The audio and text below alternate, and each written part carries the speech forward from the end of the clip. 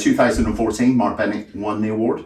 14, that was our first time. So we were just finding our feet in terms of judging. We'd been all the way around the country, came to Mark kind of towards the end, and great guy, great product, a breath of fresh air really that year. You know, he was head and shoulders above the other field, or the field, and really, really good to see, and a very, very worthy winner that year. Okay, yeah, I mean, Mark came in having worked for his family business for many years before setting up on his own, and must have entered this award 2 or 3 years into that new project. He really was one of the first kind of bakers on the scene at that time to be really pushing European style breads and kind of new age breads, if you like, new age products onto, in his area, a market that wasn't necessarily, you know, expecting it, and there was a lot of traditional products around. So yeah, he kind of, like Steve says, a breath of fresh air in terms of him as a baker and an approach, and also the product range. Okay, great.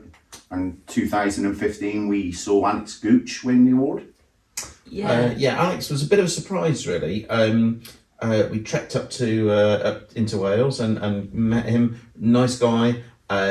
Really focused on where the ingredients came from. We had salt that was from up the road, and we had flour from around the corner, and everything had a bit of a story and some provenance to it. And the product was great. He really was. Yeah, I was going to say, absolutely great product. The product range, the bread was of a really high standard, and very consistent across the board.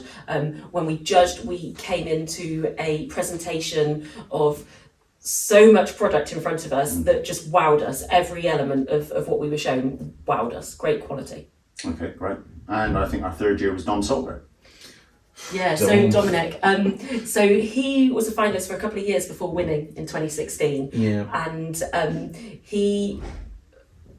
Dom's enthusiasm and passion is just infectious. He started the bakery business in the back of his family's sandwich shop, and his focus was on foraging in the countryside for ingredients, and the product, considering the environment in which he had, the small space and equipment that he had to use, his product was amazing, wasn't it?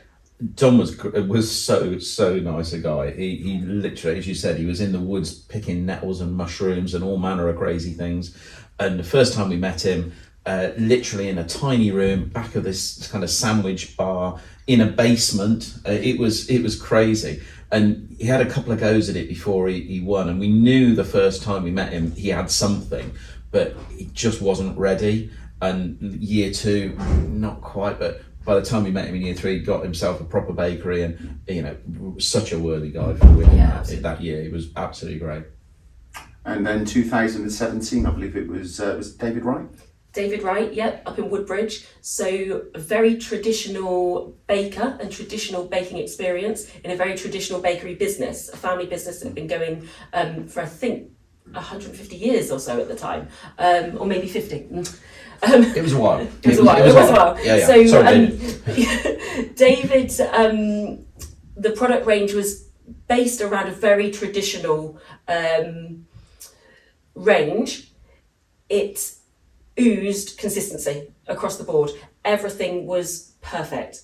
And he was really focused on achieving that consistency throughout. And, obviously, a really good and involved personality within the whole aspect of the business as well.